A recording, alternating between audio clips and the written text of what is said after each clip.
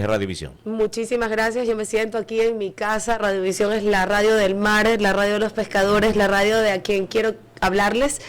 Ustedes son un pilar fundamental para recuperar esa soberanía en el mar que tanta falta nos hace. Y precisamente a eso vamos. Usted se ha reunido con la clase pescadora, le han contado las penurias, esa es la palabra, que pasan, son asaltados en alta mar, se quedan sin sus equipos, motores fuera de borda, las lanchas quedan al garete, a la deriva. Hay una embarcación con 21 hay una embarcación con 21 pescadores extraviados. Patricia Lin, que no aparece todavía. Para mí es realmente un llamado patriota que deberíamos sentir todos los ecuatorianos, de esta necesidad tan obsesiva que tengo yo de recuperar nuestro mar para nosotros. En realidad lo que nosotros hemos propuesto sobre la mesa es que de alguna manera, a través de un pacto político, se dejó el uso de nuestro mar para la mafia internacional. ¿Y quiénes han sido la primera línea de defensa de 18 millones de ecuatorianos? Es nuestro cholo pescador. Y le quitaron esta relación tipo simbiosis que teníamos antes, en el cual la capitanía, la marina, eran parte del coexistir de nuestro mar. Sabíamos que si un accidente pasaba en alta mar, rápido llegaba la lancha rápida de la marina a ayudarnos y era nuestra protección. Ese trabajo en conjunto de nuestros pescadores y de la gente de alta mar con la marina ya no existe. Nosotros ¿Cuál es el proyecto entonces, Andrea? Nosotros proponemos, y por eso nuestro candidato a vicepresidente es el contraalmirante Galo Moncayo, quien es un héroe de guerra, porque estamos en guerra, y tiene clarísimo cuáles son las herramientas y los equipos que necesitamos para volver a controlar nuestro mar territorial. No solamente hablamos ya de escáneres o lanchas rápidas, hoy en día hay tecnología de punta que los mafiosos manejan en alta mar y nosotros no. Por otro lado, aparte del tema de la seguridad, que lo voy a dejar a que nuestro candidato a vicepresidente nos diga con puntos y comas cómo vamos a recuperar capitanías, escáneres, puertos, controles, comunicación y trabajo comunitario con nuestras comunidades costeñas. También hablamos de una deuda pendiente enorme que tiene el país hacia nuestro cholo pescador. Yo creo que es la etnia más olvidada del país y tuve el gusto de que alguien me regalara un libro maravilloso que se llama La bendita maldición del cholo, muy dura, en la cual te expone cuánto de ese conocimiento innato, ancestral de nuestros pescadores hoy en día significa grandes réditos para este país. Sin embargo, ellos aún lo manejan de una manera muy precaria. Hay futuro, hay esperanza, pero por supuesto. Se ve que se ha interesado mucho en esto de los pescadores, ¿no? Sí, es uno costeño, uno está hecho, yo aprendí a caminar, mis primeros pasos fueron en la playa. Esa playa que era nuestra, ese mar que era nuestro, el turismo, la pesca, la diversión, la seguridad, todo lo que vendemos. Sin embargo, hay una diferencia brutal entre costa y sierra. En la sierra no hay la cantidad de violencia que tenemos en la costa. En la sierra no hay, como en Santa Elena, 1.500 familias con un miembro metido en el narcotráfico, cuando era impensable. Y un poco la historia de nuestro Huancabico Manteña es maravillosa. Yo le digo a la gente, hay que entender que este pueblo mágico y maravilloso vio pasar por aquí a los incas, a los españoles, de todo ha pasado por nuestras costas y jamás ha sido acribillado tan indolentemente como en los últimos 2-3 años. El sector pesquero, un sector brutalmente importante para la estrategia y el desarrollo económico del país, contiene a esta etnia maravillosa, olvidada y que necesita todo el empoderamiento que merece y se ha ganado con el sudor de su frente. Yo me considero una persona que entiende mucho de este tema, no por haber vivido en la costa, sino porque el que comprende lo que pasa en la calle no necesita ser de ese lugar para entenderlo. Es que no que va a llegar a la presidencia o a un puesto y dicen, no conocía yo de la... No, conoce para qué. Así es, y si no tienes claro cómo solucionar esto, la verdad es que es un laberinto sin salida. Claro. Si tú crees que de repente la mafia apareció como margaritas en la nieve en nuestro mar, porque, ay, ¿qué pasó? No vas a poder solucionarlo. Y debemos entender que los grandes productores de cocaína son Perú y Colombia. Y tienen más perfil costero que nosotros. Mucho más larga su salida al mar. ¿Qué pasa en el mar de Ecuador que toda la mafia quiere instalarse aquí? ¿Qué damos gratis? ¿Qué se regala? ¿Sabes qué se regala? Nuestra soberanía. Yo voy a recuperar el mar para los ecuatorianos, para nuestros pescadores, para nuestros jóvenes y nuestro turismo. Y lo prometo y lo puedo hacer porque entiendo cómo llegamos hasta acá. El que no sabe de dónde viene, no sabe dónde va. Y nuestra propuesta ha sido reforzada con este equipo de trabajo en el cual hay expertos de seguridad como candidatos al asambleísta de la zona sur de Manabí, un candidato a vicepresidente contraalmirante de la Marina, héroe de guerra que sabe exactamente cómo darles un sopapo a estos mangajos y conectar mucho con la comunidad porque tiene un toque social de locos. Y esta mujer que yo digo que en la sangre, que en las venas no tiene sangre sino mapagüira, se llama María Judith Suárez y va de segunda nacional. Manabí va a tener una mujer bien parada que la represente en esa Asamblea Nacional y junto con el equipo de Jorge Aguilar vamos a hacer realidad el retomar la soberanía marítima que hemos perdido. Qué bueno. Otro aspecto fundamental y que es de dominio público que acabamos de pasar la crisis energética. Así es. En ese aspecto, ¿qué se ha planteado? ¿Cuál es el plan que tiene justamente Andrea González? Hidroeléctricas, termoeléctricas, eólica, todo lo que le encierra para estar preparados y no sufrir estas situaciones que se han dado. Así es, y no quiero ser pájaro de mal agüero, pero si se repite la sequía del año pasado, probablemente volvamos a pasar por la misma situación. Aquí tienes que analizarlo en corto, mediano y largo plazo. Porque en el corto plazo lo que tú tienes son las termoeléctricas, pero esas termoeléctricas están casi al borde de ser llamadas chatarra. Son tan antiguas y tan retrógradas que el uso del combustible que necesitas poner ahí para que dé energía, el diésel no sale carísimo. Y la refinería fantasma no produce nada. Entonces la de Esmeraldas, que sí tiene un poquito de... Hay un rezago que queda de la refinada, que tú le puedes echar un poquito de diésel y eso se transforma en Fuel Oil 6. Si tú logras que la refinería de Esmeraldas, en lugar de andarla pintando nomás afuera y poniéndole la carita bonita, invertir en que pueda producir el Fuel Oil 6 y reparas las termoeléctricas, que esto tomará más o menos 12 meses, podemos aguantar de nuevo una nueva sequía. ¿Qué haces? No tocas Mazar. Mazar siempre tiene que estar lleno, si no todo se nos cae. Las hidroeléctricas, por supuesto que sí, bienvenidas, pero no con sobreprecio, no mal hechas y no todas del lado oriental de la cordillera. Ecuador tiene los Andes y tiene un sistema hidrológico en la Amazonía y otro para el Pacífico. Cuando no llueve en la Amazonía puede que llueva del lado del Pacífico, sin embargo todas las hidroeléctricas están del lado de la Amazonía. Más claro, pusimos todos los huevos en la misma canasta, decían en mi barrio. Cuando tú eres dependiente de un sistema hidrológico que no es tuyo, porque el sistema amazónico es de Brasil, de Bolivia, de Perú, no puedes controlar entonces la soberanía eléctrica, esa palabra que tanto les gustaba. Toachi Pilatón, aquí estoy sentada esperando que algún día la construyan, que es la que está del lado del Pacífico. Y a largo plazo tienes algo maravilloso que necesita que la academia se desempolve y logre entrar, la geotérmica. La energía geotérmica es la energía de los volcanes. Tenemos una cantidad de volcanes activos en este país maravilloso que nos podría dar una energía muy buena y que madura en el tiempo.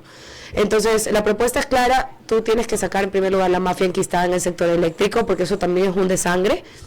Y por supuesto tener estas medidas a corto, mediano y largo plazo. Pero eso hay un Roberto, gran costo. Antes de continuar, Mira, muy buenas tardes, bueno, querida candidata. Un gusto tenerla nuevamente por acá en la de Radiovisión.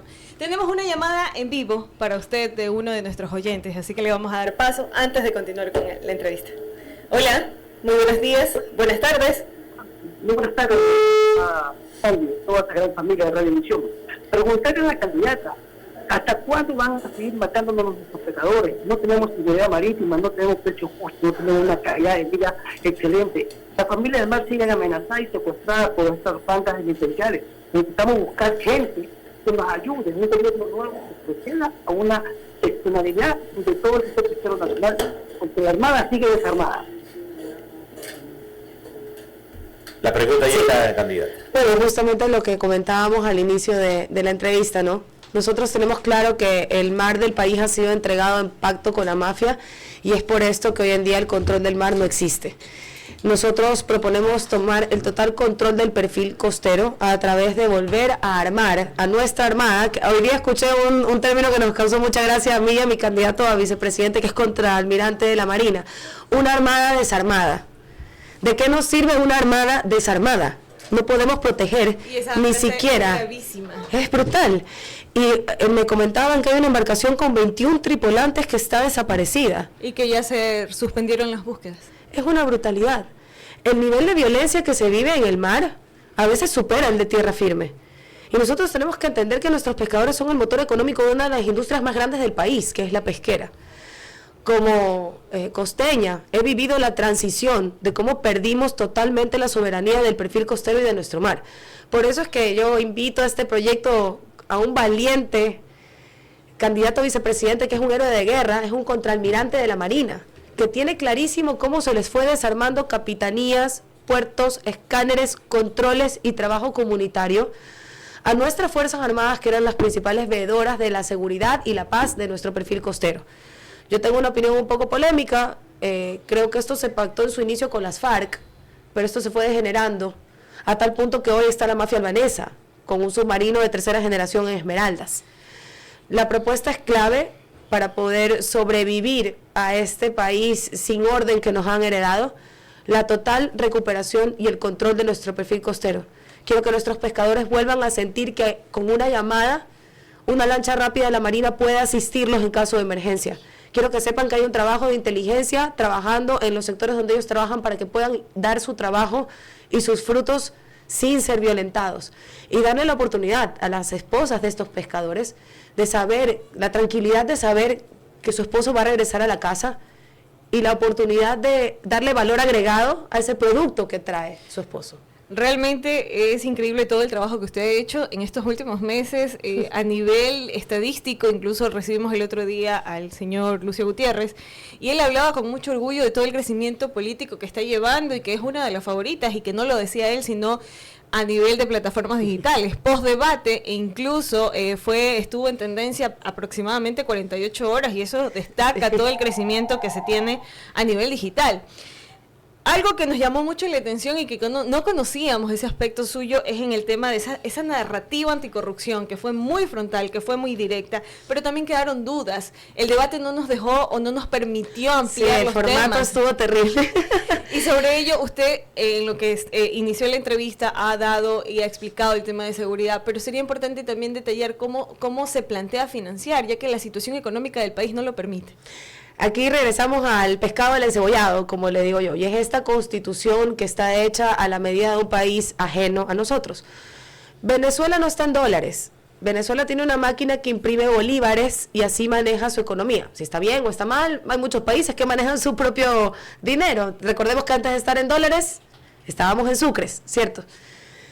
Si hay algo que el común denominador del ecuatoriano cree que funciona en este país, es una sola cosa, y es la dolarización.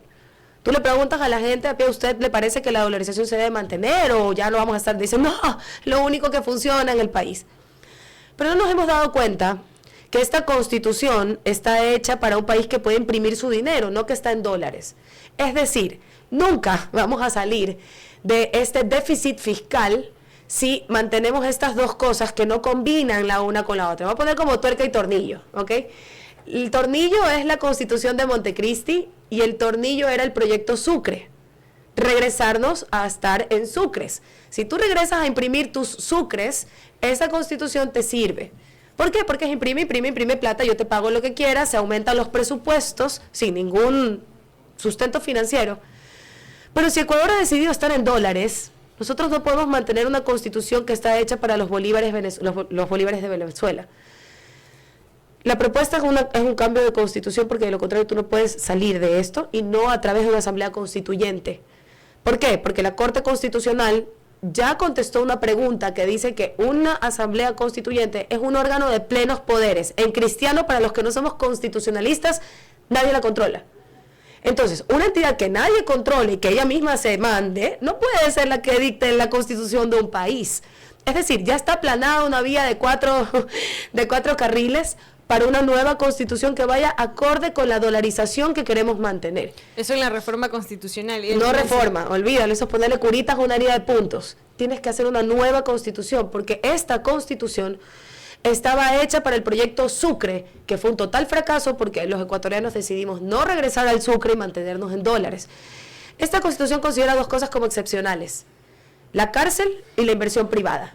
Ambas cosas nos han traído a la crisis de inseguridad y a la crisis económica que tenemos. Claro que hay dinero, pero también tienes que reducir ministerios. Proponemos 10. Tenemos otra llamada y yo también tengo más preguntas sobre eso. Vamos con la siguiente llamada. Hola, muy buenas tardes. Hola. Buenas tardes, buenas tardes. Sí, ¿con quién tenemos el gusto? Con Roberta Castillo. Una pregunta para Andrea. Hablo por las mujeres del mar y las pescas. ¿Hasta cuándo tanta inseguridad? Porque nuestros esposos son avaliados, golpeados y asaltados. Entonces, si hemos de inseguridad social, ¿qué vas a hacer para esta inseguridad social que estamos ante el día de hoy? Gracias. Roberta, ¿no? Sí.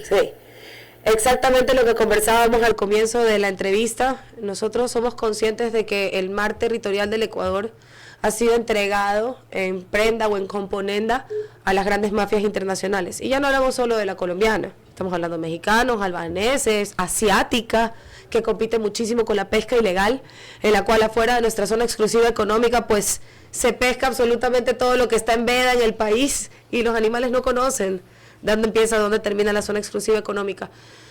Nosotros proponemos el total control del perfil costero a través de la tecnología que hoy nos han puesto a disposición diferentes países que entienden que Ecuador, para recuperar su perfil costero, no necesita préstamos millonarios, sino el intercambio con inteligencia de este tipo de herramientas. Las capitanías necesitan tener lanchas rápidas, necesitan tener inteligencia y contrainteligencia, escáneres, radares y control del perfil costero. Con mucho gusto hemos desarrollado un programa con nuestro candidato a vicepresidente que habla de tener una guardia costera huancavilca-manteño. Cuando tuvimos la guerra del Cenepa, había una parte de la guardia que se conocía como guardia indígena, porque la selva es tan compleja que no la conoces.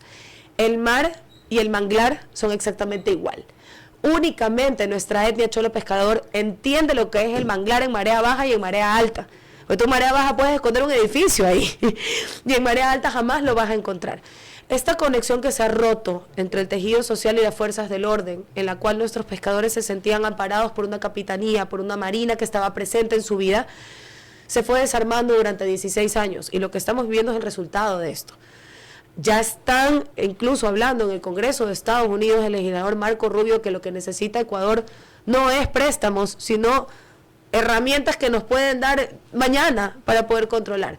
Falta voluntad política, no sé si por miedo o complicidad, pero el elefante está ahí en la mitad de la sala. Otro de los temas que también generó, y bueno, para no salirme, el tema del cambio de la Constitución, que es lo que propone. ¿Cómo lo haría sin generar una especie de conflictos a nivel político o a nivel de reformas? Y importante, dentro del discurso suyo, que yo estaba como con canguil disfrutando el debate, usted habló sobre el tema de reducir ministerios. ¿Cómo lo haría? El Ejecutivo puede reducirlo cuando le dé la gana. Eso es decisión del Ejecutivo. Yo me puse a pensar que era un ministerio. Finalmente un ministerio es algo que el Estado tiene, o el Ejecutivo tiene que cumplir. Tenemos un Ministerio de la Salud porque el gobierno debe encargarse de cierta parte, bueno, de la salud y darle a quienes no tienen. Pero en este caso tenemos un ministerio por cada cosa que el gobierno intenta hacer, así sea corto, mediano o largo plazo. Llegamos a tener casi 41 dependencias del Ejecutivo en su momento más burocrático, y hoy tenemos casi 20. Nosotros hemos subdividido en diferentes órdenes 10 ministerios, que es controlable desde un Ejecutivo, en el cual tú le vas a encargar al ministro que cumpla ciertos objetivos en un tiempo. Así vivimos todos en la empresa privada, por si acaso. Y aquellos que no trabajamos para el gobierno toda la vida, sabemos que uno, si no cumple los objetivos, chapeta, te vas. Entonces, en primer lugar hablamos de una eficiencia en el gobierno en la cual estos 10 ministros a mí me tienen que dar resultados en el tiempo que ellos me los proponen. De lo contrario, sin ninguna enemistad, muchas gracias, de su casa. Y en segundo lugar, cuando tú visualizas, una de las cosas que más me gusta es unir en el Ministerio de Educación, Patrimonio y Cultura, porque ya se convierte en un ministerio casi de reparación de tejido social, porque ya manejas absolutamente todo lo que puede volver a traer a nuestros jóvenes de las filas de la mafia. Son diferentes órdenes para poder controlar mejor los objetivos que se cumplen de esta cosa, porque de lo contrario yo me imagino que ser presidente con 40 ministros, el del buen vivir, el del buen comer, el del buen sabor, debe ser una locura para controlarlo.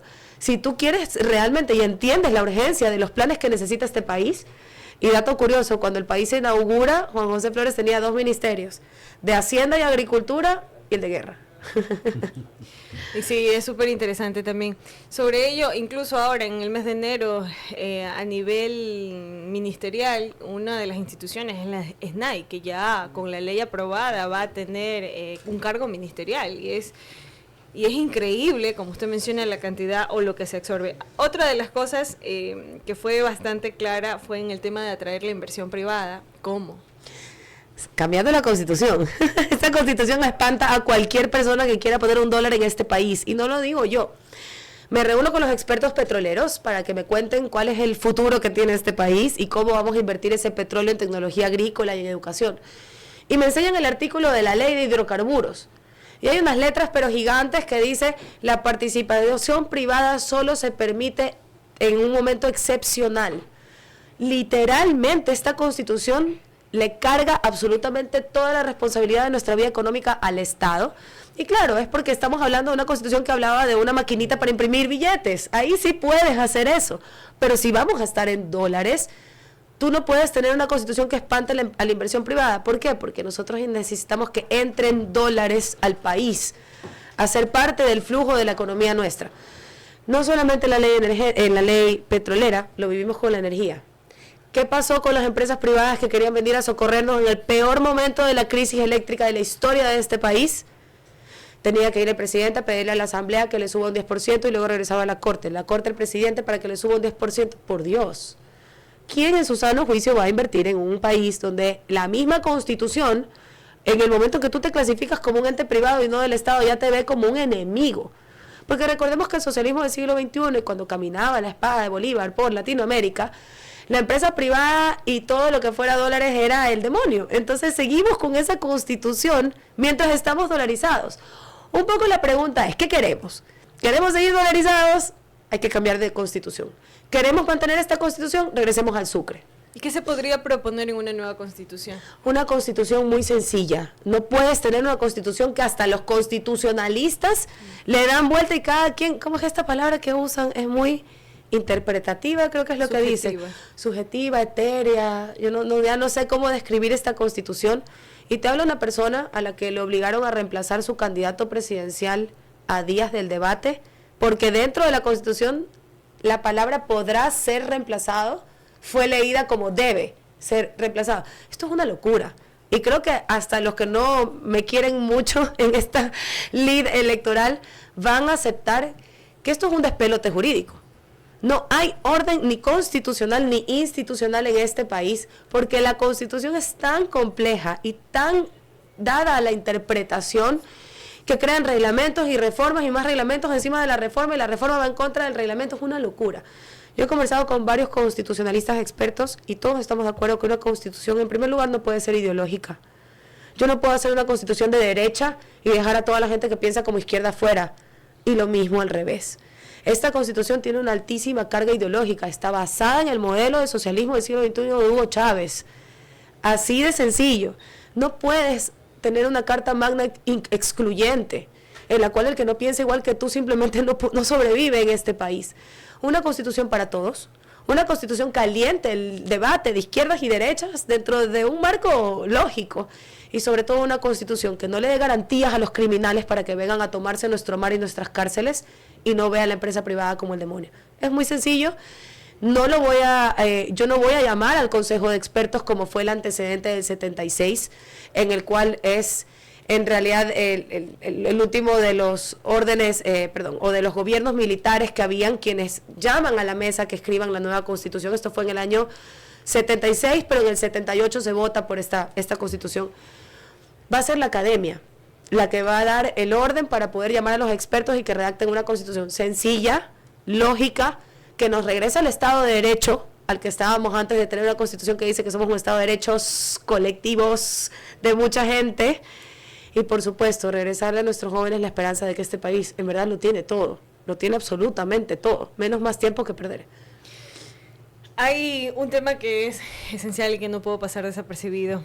Es la estrategia para no depender del petróleo. Es la gran pregunta que nos hacemos especialmente los jóvenes. Así es. ¿Cuál es el futuro postpetrolero del Ecuador? Exacto, más aún porque hay dos gremios que están sumamente afectados y que deberíamos depender de ellos, que es el tema del turismo y el otro es el inmobiliario, que ahora con todo lo que está sucediendo en el país nadie quiere invertir en el Ecuador. Nadie, así es. Y esto es por el tema de la seguridad que nos ha abarcado bastante tiempo en el diálogo, pero quiero saludar a las personas que están en el panel, por favor, para que usted pueda respirar.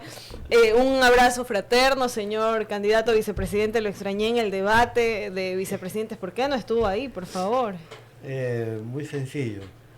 El celular nunca deja mentir. Cuando a usted no le mandan una comunicación, no lo invitan ni por el correo, ni por el celular, ni por el WhatsApp, ¿qué significa? Que no quiere que participe. Y no voy a ir como niño de escuela, yo aquí me presento, tómenme en cuenta para participar. Normalmente el CNE a uno le manda una invitación. Formal. Cuando me mandó formal, uno se presenta, lo coge en el teléfono y cumple o comunica, ¿sabe qué? No puedo o tal cosa y me presento. Acá no enviaron nada, entonces cuando no le envían nada, es como si vengo a la radio y me digo, entrevísteme por favor porque yo soy tal persona, ¿no? El vice de oro, dice. Entonces por eso fue, definitivamente. O sea que fue un tema de que el Consejo Nacional Electoral se olvidó. No. Ellos entregaron a la Universidad Bolivariana el paquete porque el Consejo no tenía nada que ver. Ellos dijeron que es voluntario primeramente. El presidente era obligatorio. Entonces ellos mandaron el paquete de todos y los que organizan tenían la obligación de hacer contacto con usted. Y bueno, no llegó y ahí estamos. Hubiese sido propicio haber contado con su presencia. Es que sí me hubiera gustado estar ahí para verlo al señor Diego Borja, que tiene contrato con el Estado y sigue ahí metido participando. O sea, se da cuenta en qué situación estamos. Eso lo dicen las redes, eso lo dicen los documentos. Y él dice que no, que recibe nomás su sueldo porque es un tercero.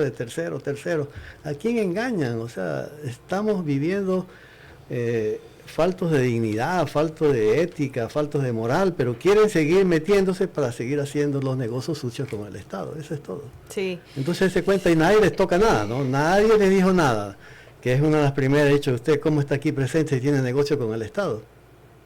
Así nomás una preguntita de 3 palabras. ¿Y cómo calificaría o cuál cree que debería ser el rol de un vicepresidente de la República?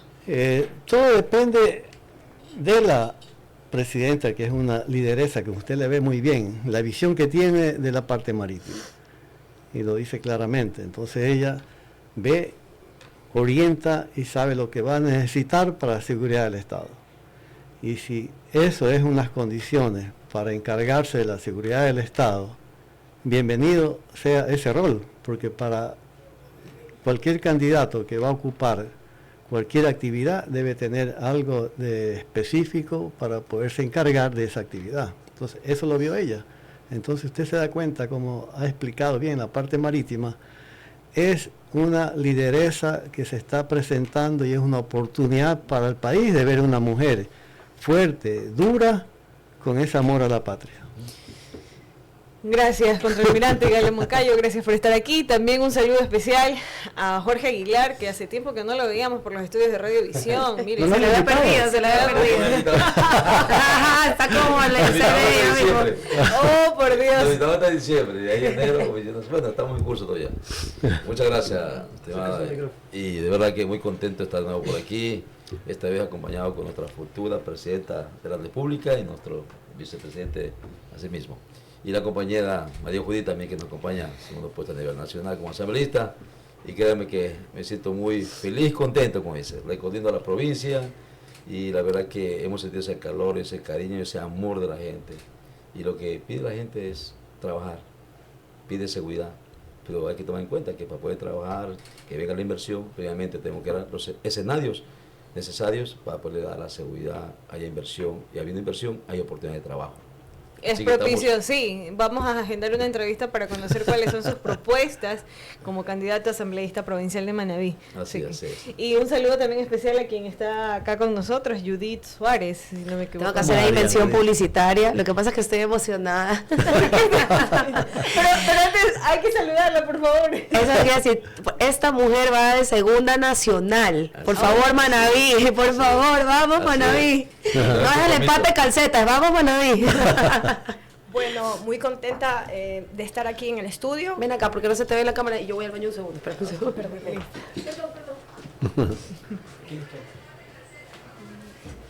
Listo, ahora sí.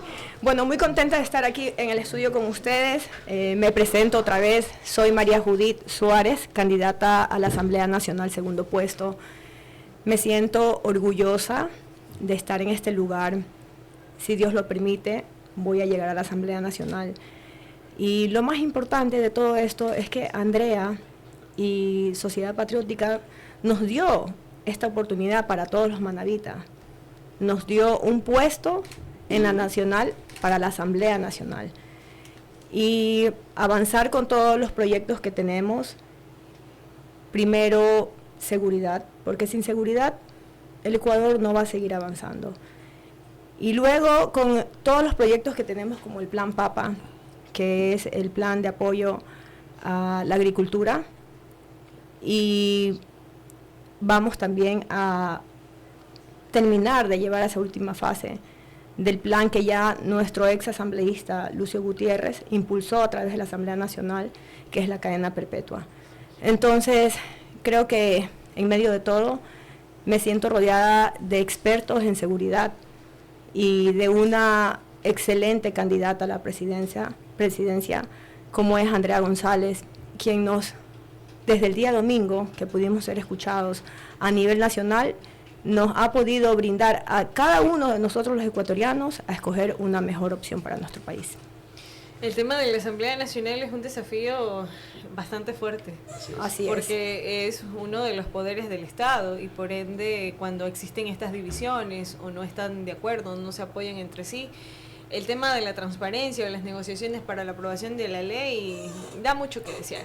Asimismo, la participación de los asambleístas. Actualmente en un año se han presentado asambleístas que no estuvieron aproximadamente en el 40% de la sesión. Entonces estamos hablando de que o no se lo toman en serio o qué están haciendo por mejorar la calidad de vida a través de la legislación, a través de la fiscalización de las obras. ¿Qué está pasando en la Asamblea? Entonces, el reflexionar los votos o el entender cuál es el rol de la Asamblea Nacional es indispensable para los jóvenes y desde ahí, en un cargo tan importante, siendo la segunda asambleísta nacional, ¿cuál sería su propuesta?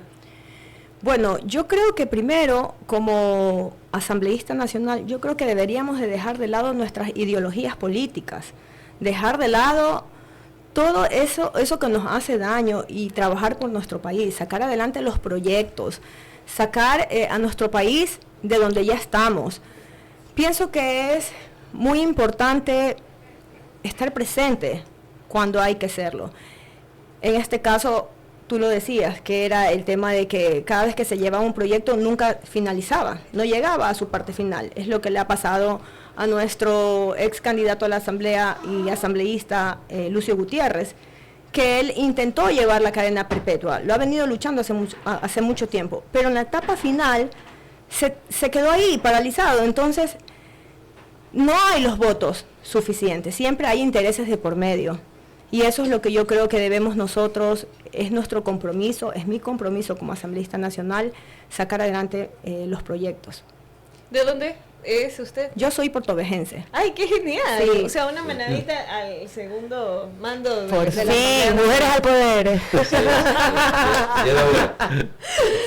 Son las 1:32 y estamos muy contentos de tenerlos aquí, de conocer sus propuestas. Ahora sí tengo preguntas importantes que hacerle al continuar con la entrevista con la candidata presidencial, porque no afecta a la menestra. Quedamos pendiente con tres preguntas. Ya. Una de ellas era cuál es la estrategia para no depender del petróleo, que eso es lo más indispensable y que como jóvenes necesitamos todos nos saber preocupamos. qué va a Así pasar es. con la sostenibilidad no solo del país sino del mundo, porque somos los pulmones del mundo. Exactamente, 40% de los árboles del mundo están en América del Sur, imaginémonos. Realmente somos el pulmón del mundo. A Ecuador le quedan 10 años de bonanza petrolera. Los barriles que están comprobados según las exploraciones que se han hecho son 1.300.000. Esto a 500.000 barriles por día, más o menos saquen el cálculo de la cantidad de años que nos quedan. Cuando yo empiezo a proponer esto de invertir el petróleo en agricultura, te soy sincera, ser mujer, ser joven y ser ingeniera en medio ambiente no ayuda. Es un mundo muy difícil el de la política para cualquiera de esos tres grupos etarios y yo juntos los tres. Pero sorpresa, me pongo a buscar la historia de este país, de cuando descubrimos el petróleo, cómo entramos a esto, cómo fue que de repente solo podemos vivir del petróleo porque no tenemos nada más, somos pobrecitos, no hay nada más. Y me encuentro con un personaje increíble, Bombita, quien en realidad se llama General Rodríguez Lara, fue uno de los últimos que estuvo dentro de la dictadura. El hombre tiene una frase que tiene más sentido que nunca, y es brutal. El hombre descubre el petróleo en Ecuador y dice, vamos a sembrar el petróleo. Vamos a sembrar el petróleo. ¿Qué sembraron con el petróleo? Sembraron corrupción, ideologías y burocracia. Pero cuando descubren el petróleo en este país, estaba claro el plan. Los réditos petroleros iban a ir para tecnología agrícola. No iban a ir para sostener al gobierno de turno. Esta relación tóxica que hemos creado con nuestros recursos no renovables es insostenible. Y a mí una de las cosas que más me duele del socialismo del siglo XXI son las preventas petroleras. Porque se quedaron vendidos barriles de petróleo hasta el 2027 a cambio de un préstamo de $10.000 millones del gobierno de China al gobierno de turno en ese momento. Ese petróleo no era del socialismo del siglo XXI ni del señor Correa para feriárselo en su proyecto político, era para todos, era para inversión, no gasto corriente. ¿Cuál es la propuesta? Tener un sistema de blockchain donde podamos ver que cada dólar que ingresa a este país de rédito petrolero es inversión, no gasto corriente, no pagarle el sueldo de los décimos a los ministros. ¿Inversión qué es? Carreteras, riego, infraestructura turística, todo esto que nos va a permitir un futuro post-petrolero.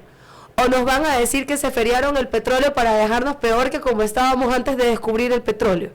La realidad es que cuando yo cito a Bombita y cito a un general de la dictadura, se les va todo este dejo de que esta es una linda idea de un ecologista green que salió de la universidad, sino que estamos abriendo los ojos, todos los ecuatorianos, jóvenes y mayores, porque los mayores también se acuerdan de Bombita. El país, si no invierte en los últimos 10 años de bonanza petrolera en tecnología agrícola y en educación, está destinado a fracasar. ¿Por qué digo tecnología agrícola y en educación? ¿Por qué no salud o carreteras o lo demás con el rédito petrolero? Porque eso no es invertir. ¿Y por qué creo yo que invertir es tecnología agrícola y en educación? Y tecnología pesquera y pecuaria, por si acaso. Incluye en realidad todo este motor estratégico que trabaja con nuestro medio ambiente y recoge del medio ambiente o cosecha del medio ambiente los réditos. Porque eso genera empleo.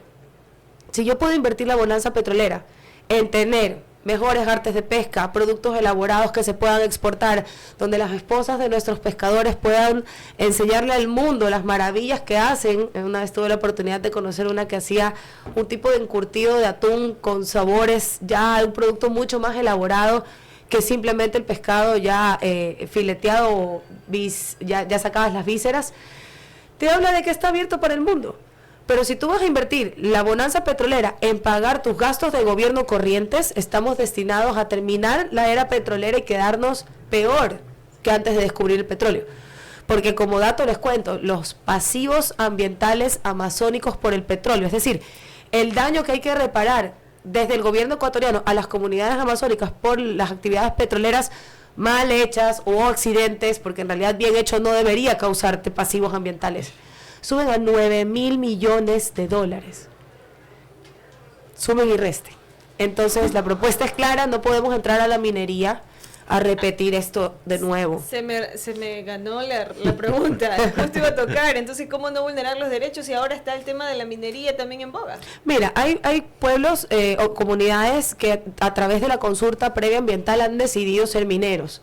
Y ahí el Estado tiene que tener mucho control sobre el tema de salud, protección de recursos hídricos, pero si es su decisión, yo creo en la libre determinación de los pueblos. En tanto y en cuanto no afecte los derechos de los otros, porque sus derechos terminan donde empiezan los de los otros, por eso se protege tanto el tema de recursos de carga hídrica, porque claro, yo decido que aquí hay minería, pero abajo les estoy mandando metal pesado, ¿no? Por otro lado, yo creo que el aperturar el catastro minero a gran escala y dejando a los pequeños y medianos mineros en el limbo, es la receta del desastre que estamos viviendo hoy. Cosa curiosa le hizo el socialismo del siglo XXI también. Señora candidata, nos están llegando un comunicado justo de su equipo de trabajo que nos están diciendo de que les hackearon su red social de Instagram. Sí. ¿Qué pasó? No sé, asustados no sé, voy a decir. La verdad, sabemos que estamos removiendo muchas fuerzas oscuras con mucho poder en la política. Venimos enfrentándonos a ellos desde hace mucho tiempo. Sabemos que hemos tenido un impacto que fue parte de una estrategia planificada y medida. A nosotros no se nos dejó entrar en el debate anterior. Esta vez entramos con todo, como decimos en mi barrio, y pues tuvimos el efecto que habíamos planificado. Yo no tengo la chequera de otros candidatos. Mi única oportunidad de brillar era en el debate y lo hicimos bien. Eso se reflejó en un aumento de visitas no solo en mis redes sociales, lo más importante, a la página del plan de gobierno. Sin embargo, el día de hoy ha sido hackeada mi cuenta de Instagram. Estamos en proceso de tratar de recuperarla, pero claramente estamos molestando a estos intereses que están enquistados en la política de nuestro país y que no les gusta, ni ven con buenos ojos, que seamos la clase trabajadora, los jóvenes y aquellos que pensamos en el futuro del país, quienes tomemos su reemplazo. Wow, por acá nos llega otra pregunta de Denis Moreira. Dice, pregúntele si Rafael Correa se comunicó con Huiracocha y Pachamama para hacer el socavón de la cascada de San Rafael.